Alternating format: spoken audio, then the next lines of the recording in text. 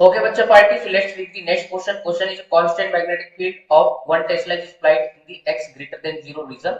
A metallic circular ring of radius 1 meter is moving with constant velocity 1 meter per second along the x-axis at t equal to 0 second. The center O of the ring is at x equal to minus 1 meter. What will be the value of the induced in the ring at t equal to 1 second? Assume the velocity of the ring does not change. Why?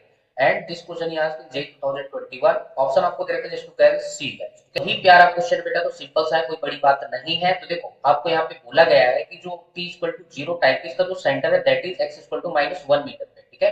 तो आपको t equal to 1 second पे find करना है कि centre इसका कहाँ पे होगा, ठीक है। और एक चीज यहाँ पे बोलिए कि इसकी वेलोसिटी है that is constant and it does not change over time, ठीक है। तो इसका मतलब है कि यहाँ पे एक्सीलरेशन इसका जीरो कर लेंगे तो न्यूटन की अगर मैं सेकंड इक्वेशन लगाऊं xt minus x not equal to क्या हो जाएगा vt, है ना। वैसे तो यहाँ पे आएगा नहीं, तो हमारे पास कितना हो जाएगा xt इक्वल टू उधर जाएगा तो कितना एक्स नॉट प्लस आपका vt।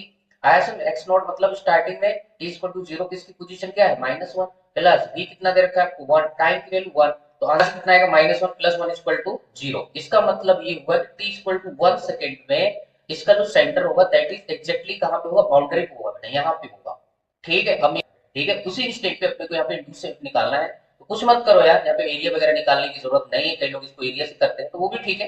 लेकिन मैं आपको बता देता हूँ बेटा, आप डायरेक्ट क्या कर लो, आप ना जैसे ही आप देखो यहाँ पे आ जाएगा तो आपका जो है पूरा डायमीटर वाला पार्ट आ जाएगा, ठीक है। आप ऐसा समझो कि जब इसका सेंटर एग्जैक्टली बाउंड्री पे आ जाएगा तो ये डायमीटर पूरा यहाँ पे हो जाएगा। और डायमीटर को एक रॉड मान लो, ठीक है, इसको क्या मान लो, एक रॉड मान लो। और आप क्या कर लो, रॉड को इधर वेलोसिटी v से दौड़ा दो, और आपके पास जो यहाँ पे लेंथ है या इसका जो लेंथ हो जाएगा दैट इज आपका रेडियस इसकी जो होगी 2r हो जाएगी। तो हमारे पास एल इक्वल टू हो जाएगा 2r इंडूस में होता है कितना बेटा, एल वी क्रॉस यहाँ पे v, ठीक है। अब यहाँ पे तीनों म्यूचुअल परपेंडिकुलर होना चाहिए तभी इंडूस में आएगा। तो यहाँ पे ऐसा ही है क्योंकि वेलोसिटी आपको इधर दे रखा है, लेंथ आपके पास ये हो जाएगी, लेंथ कितनी हो जाएगी 2r, और वेलोसिटी आपकी v मैग्नीट्यूड लिख रहा हूँ, और मैग्नेटिक फील्ड आपको 1 टेस्ला दे रखा है तो यहाँ पे v लिखेंगे। रेडियस आपको यहाँ पे 2 दे रखा है, 2 मल्टीप्लाई 1 मल्टीप्लाई v मल्टीप्लाई यहाँ पे कितना हो जाएगा 1, तो आंसर कितना आएगा 2v।